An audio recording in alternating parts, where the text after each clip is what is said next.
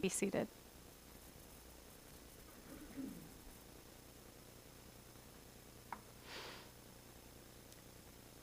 Have you ever had the feeling that you might be caught in the middle between two worlds? As Christians, that honestly is our life. We live in the secular world. But as people of faith, we are not to be ruled by that secular world. And this weekend, I think that tension is even more apparent than usual since the world around us has cruised full steam ahead into Christmas. While in the church, we are still even a week away from the beginning of our time for preparing for Christmas. We're not even at the edge of it yet. In an instant, it feels like we went from turkey dinners and expressions of gratitude to Christmas carols and Christmas decorations and Christmas shopping, right? It happens every year. It's no big surprise, but I swear it seems like every year that transition gets faster and faster and faster. There wasn't even an overnight pause between turkey dinners and Black Friday, right? There wasn't even an evening to rest before that hurried up progression happened. The turkey was still hot, the football games were still on, and discount stores opened their doors for Black Thursday deals, right? The bargains happened that fast. I've heard stories in years of people bringing their turkey dinner on a plate so they could stand in line, so they could be the first in line to be there when the doors open, so that they could get the perfect gift at a bargain discount. It's crazy. At times I think, maybe I'm making them out of a molehill. Maybe I'm being too sensitive about this. But then on occasion, a relative has called me on Thanksgiving Day when I picked up the phone. I heard, "Merry Christmas," on the other end of the line because they had spent the entire day listening to Christmas carols and decorating the house with Christmas decorations, and they were swept up in the moment. We get caught up in all this. We fast forward to Christmas before even starting Advent sometimes. But on this day, on Christ the King Sunday, we are literally stuck in the middle, right? We haven't started even the beginning of Advent, and the rest of the world is all the way singing their Christmas carols. Outside the doors, it's Christmas. And many of us have already shopped until we dropped, and yet on Christ the King Sunday, we're a week away. Christ the King Sunday is the last Sunday of the church year. It's a Sunday that we set aside to intentionally celebrate the reign of Christ, the kingdom of Christ, the rule of Christ in the world. But it is a strange year this year. See, usually how this goes is we celebrate Christ the King Sunday. We go off, we have our turkey celebrations, and when we come back on Sunday, it's the beginning of Advent. But every 6 years or so, we have this weird year where there is this pause in the church's life, and the rest of the world has moved on. Shouldn't we feel some sort of resistance to our culture's desire to move into Christmas so quickly? Shouldn't we feel the need to pause and remember and to celebrate Christ the King Sunday? Why? Why should there be this tension?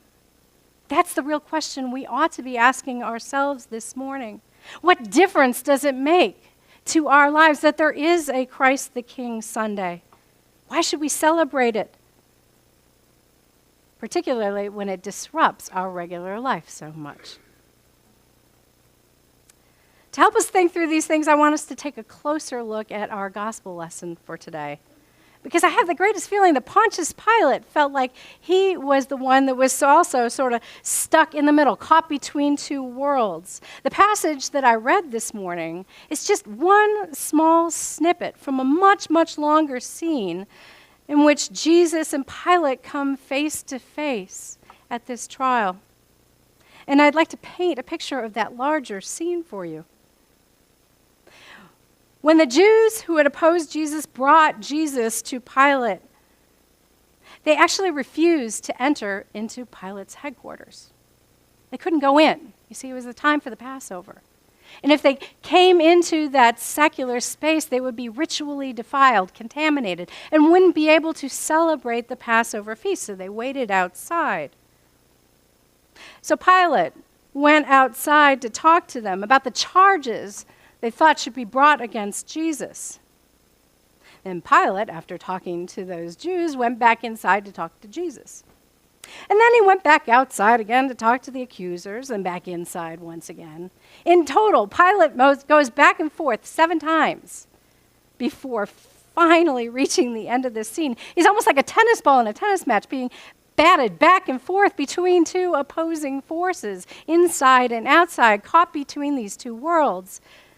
Between the chief priests outside and Jesus inside, between the powerful court of public opinion and power that was on the outside, and the truth he sees right before him in Jesus. This innocent man charged with a crime. In the end, though, we know that Pilate took the easy road, the expedient road. He knew what was right, but he also knew what decision was going to keep him in his place as an authority, as the ruler of that area. He caved to political pressure and denied the truth of Jesus, and he had Jesus killed, just as his opponents wished he would, all to ensure that he stayed right where he was, in power and authority. So when we hear this story, I think the question that we ask ourselves is, when we are stuck in the middle, when we feel like we're trapped between 2 worlds, between what we know is right and true and faithful, and what is pressuring us to move in a different direction, are we going to listen to what Jesus says is the voice of truth? Are we going to follow him? It's now 4 days into our biggest shopping weekend of the year. From doorbuster deals on Thursday to Cyber Monday savings, and we can shop until we drop. We can shop until our bank accounts are empty, until our credit cards are maxed out. And I suspect there isn't a person here that isn't, well, at least a little surprised at the ways that the world continues to capitalize on and capture more and more of this season for materialistic purposes, consumeristic purposes. We all see it. We get it.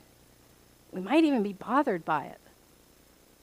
But that doesn't mean any of us are immune to it. Nobody. It's hard to be immune to it. Let's face it, most of us delight in giving gifts to others. We enjoy it. We enjoy being generous to the people we love. We love it. I love it when I find the gift that I know is the perfect gift for somebody, right? But our giving can also have a darker side. Like, how many of us feel like we have to find the perfect gift? The perfect gift. Not any gift, not some gift to show our generosity, but the perfect gift for that person. How many of us are tempted to spend more than we actually can afford so that we can get just that perfect gift? Or maybe we feel guilty or inadequate because we know we cannot spend what we would want to get the perfect gift. How many of us feel that we are captive to our cultural expectations for giving? Like it or not, our shop till you drop culture does have an influence on us, all of us, and no one is immune. I'll give you an example. When Joe and I first got engaged, there was no engagement ring. We got engaged at a time that was just really financially challenging for us. We were stretched. We were living states apart in different households. Joe was putting a daughter through college and financially supporting a disabled son, and All that on top of paying student loans and all the other expenses of life. Finances were stretched to the absolute max, and an engagement ring just wasn't feasible. We couldn't afford it. So we went out and we bought simple, inexpensive wedding bands for the wedding itself and agreed that at some point down the line, when we were able, when it was right, we'd honor our marriage at some point with rings that we both loved at a time when we could actually afford to do it. I have to tell you, though, that rational decision didn't save us from the temptation of thinking, oh, we need to go out and buy an engagement ring, because what would people think? I mean, Joe knew people would be looking at my hand and making judgments and questioning. And I'd be lying if I didn't tell you there was some pressure, too. I remember that very first week when I made the announcement that we were engaged and how many people grabbed my hand. And I had to explain why my finger was naked. And all because De Beers, the diamond company, had done such a fabulous job of convincing the entire world that the ultimate symbol of lasting love and commitment is a diamond. We all know it. Diamonds are forever. A girl's that's a different marketing scheme. I mean, what kind of lasting love and commitment could there possibly be if there isn't a diamond? That is why we celebrate Christ the King Sunday. I know that doesn't seem to make sense, but it's the time when it pushes back on us, and when we're tempted to shop until we drop, to go beyond our means, to be sucked into the world's culture of consumerism. It's because love, real love, true love, lasting love, the kind of love that you can depend on through thick and thin, has absolutely nothing to do with a diamond or the perfect gift or any sort of worldly thing. Celebrating Christ the King Sunday is about reminding us of who truly rules our lives and how. You know, this is a kind of recent addition to our church calendar. Didn't get started before 1925, when Pope Pius XI decided that the followers of Christ in his generation seemed to be being lured away into the increasing secularism of the world. People were choosing to live in the kingdom of the world rather than being ruled by the reign of God. They, like we, are caught in the middle between the lure of the world's temptations and the truth of God's love, the truth that is right there before us, the truth that is to rule our hearts.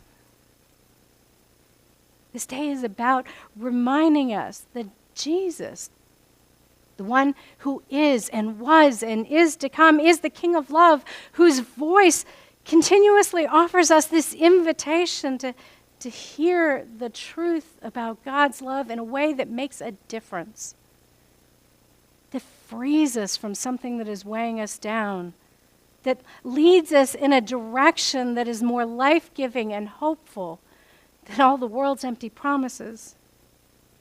Jesus said, "For this I was born, and for this I came into this world, to testify to the truth. Everyone who belongs to the truth listens to my voice," the voice of Christ. We know that voice. It's the voice of the Good Shepherd that calls to us saying, God loves you. It's the voice that says we are good enough as we are, just as we are. That we are not the sum of our bank accounts. We are not convicted by the sum of our debts. Our worth is not tied up in gifts that we choose or cannot choose to give. We are precious, and no one and nothing can ever snatch us away from God's loving embrace. There is no greater love than this, than the love of Christ our King, who laid down his own life so that we would have life, so that we would be freed freed from the captivity that the world wants to keep us chained up and bind up in. So I urge us all to listen. Listen carefully to the voice of Christ our King. Let us put our trust in that voice to lead and guide us during this time of year. To spend time not in worldly pursuits, but in faithful pursuits. To spend time listening to Christ as often as we are able. To spend time worshiping together and loving one another and remembering what the truth of this season we are about to enter into is all about. It's about love. It's about freedom. It's about freedom to be disciples, to be God's faithful people now and forever. Amen.